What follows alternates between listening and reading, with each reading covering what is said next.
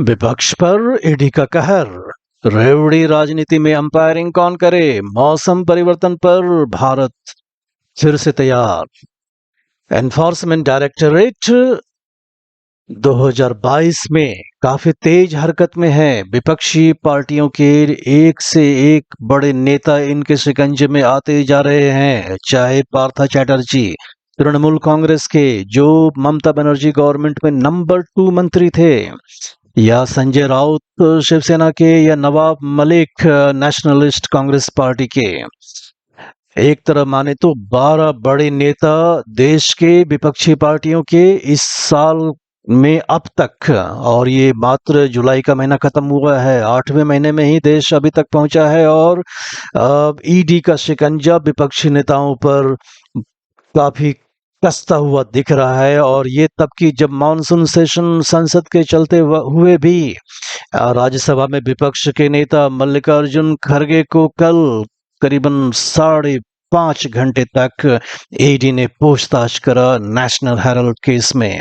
जी हाँ, national Herald case में सोनिया गांधी और राहुल गांधी पर घंटों और कई दिन तक ईडी ने पूछताछ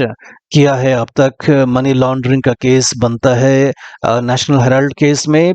और prevention of money laundering act बहुत ही कड़ा कानून है, और इस पर डेक्कन हेराल्ड ने एक बहुत ही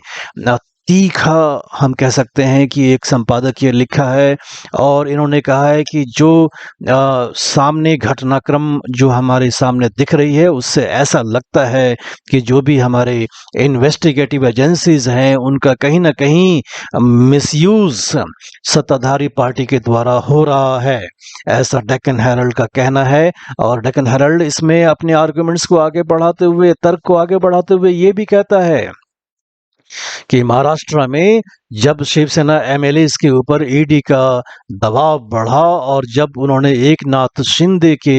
रिवोल्ट को ज्वाइन कर लिया, तब ईडी ने अपना शिकंजा उन पर ढीला कर दिया। ऐसे में मालूम चलता है जो सामने घटनाक्रम है उससे कि ईडी कहीं ना कहीं सत्ताधारी दल का एक तंत्र के रूप में काम कर रहा है, ऐसा डेक्कन हेराल्ड अपने आर्गुमेंट्स के साथ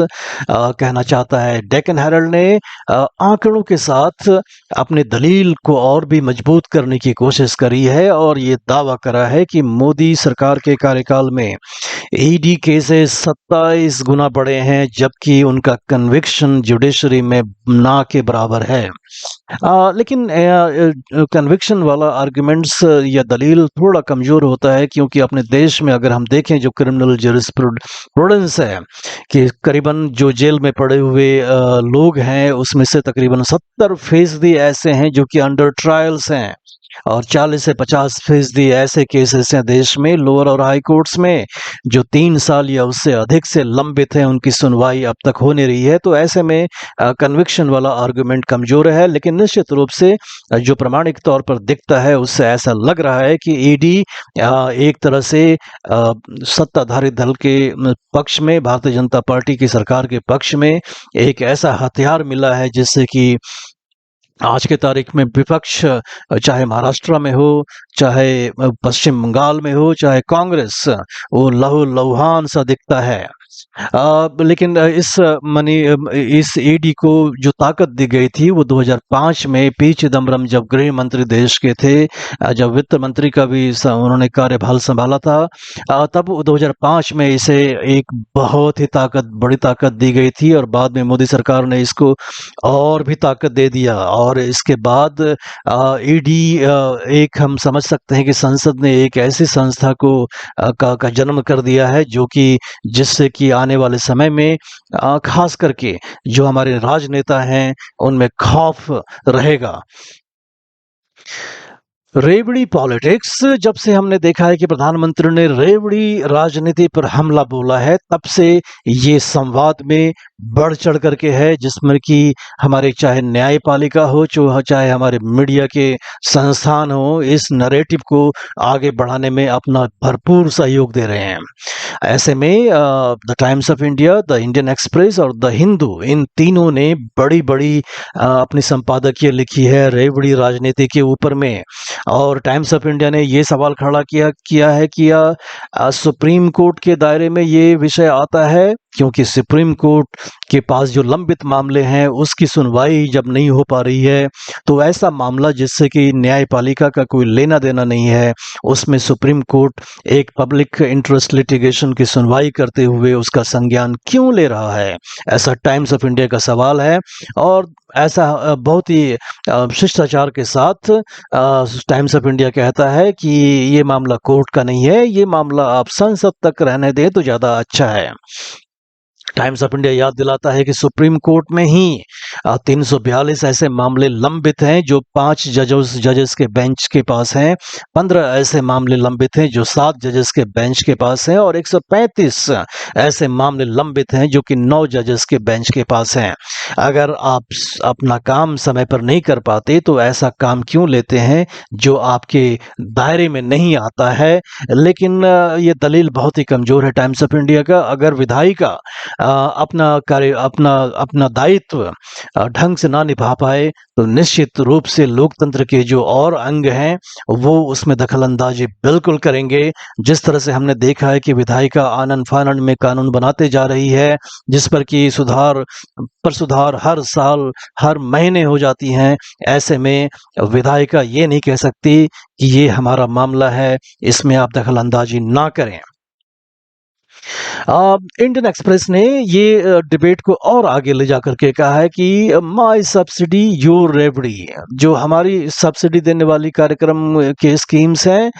वो रेवड़ी नहीं है, लेकिन जो आप चलाते हो वो रेवड़ी है। क्या ये तर्क संगत है? ये इंडियन एक्सप्रेस ने एक डिबेट को एक नया आयाम देने की कोशिश करी गई है, और इसमें इसने हवाला दिया है नरेंद्र मोदी सरकार का न्यू वेलफेयरिज्म, जिसमें कि आप देख रहे होंगे कि बहुत सारी चीज़ें जैसे आवास बनाना या टॉयलेट बनाना या 80 करोड़ को मुफ्त में अनाज देना, ये सब मोदी सरकार की न्यू वेलफेयरिज्म के अंदर आता है। और ये अखबार ये दलील देता है कि क्या हम इसे रेवड़ी नहीं माने, या सिर्फ रेवड़ी उसे माने कि बिजली फ्री में देना, या पानी फ्री में देना, या टेलीविजन सेट फ्री में देना, या बिजली को सब्सिडाइज करना, इन चीज़ों को। तो अब हिंदू की माने तो हिंदू ने सुप्रीम कोर्ट के एक फैसले का हवाला दिया है, एस सुब्रमण्यम बालाजी वर्सेस तमिलनाडु सरकार का। 2013 में ये फैसला आया था, जिसमें कि आपको मालूम होगा तमिलनाडु में अगर माने तो रेवड़ी राजनीति अपने चरम पर रहती है। वहाँ टीवी सेट्स और refrigerators, fridge, TV, mobile phone चुनाव के वक्त खूब बांटे जाते हैं, जिसमें कि सुप्रीम कोर्ट ने वैसे चीज़ों को सही माना था, ये कहते हुए कि ऐसा काम जो हमारे संविधान में डायरेक्टिव प्रिंसिपल्स हैं उसके निहित ही किया जा रहा है। तो एक तरह से जिस तरह से पब्लिक फंड का खर्च अगर विधायिका की सहमति से हो तो ऐसे में कोई ऐसा करना काम गैर कानूनी नहीं है, ऐसा द हिंदू ने उस सुप्रीम कोर्ट के जजमेंट का हवाला देते हुए कहा है। भारत ने मौसम परिवर्तन में जो अपनी भूमिका है उसको और पुख्ता करने की कोशिश करी है, और इस पर इकोनॉमिक टाइम्स बताता है कि भारत ने एक अपने फैसले में ये बताया है कि नॉन फॉसिल फ्यूल्स यानी कि जो रिन्यूएबल सोर्सेस ऑफ एनर्जी हैं, चाहे विंड हो या वाटर हो या सोलर पावर हो, उससे अपना जो पावर जनरेशन है वो 40 से 50% करने का टारगेट 2030 तक का रखा है, और 2005 में जो कार्बन एमिशन थे उसमें 45% कम करने का भी इन्होंने लक्ष्य रखा है, और साथ में ही अपने जंगल के क्षेत्र का बढ़ावा देकर के 25.3 बिलियन टन के बराबर जो कार्बन डाइऑक्साइड के बराबर जो फॉरेस्ट कवरेज है उसको जिंदा करने की कोशिश भारत सरकार करेगी। तो ये था हमारा संपादक की समीक्षा। कैसा लगा आप ये हमें फीडबैक में बताएं, अपने दोस्तों को चैनल का लिंक भी शेयर करें। धन्यवाद।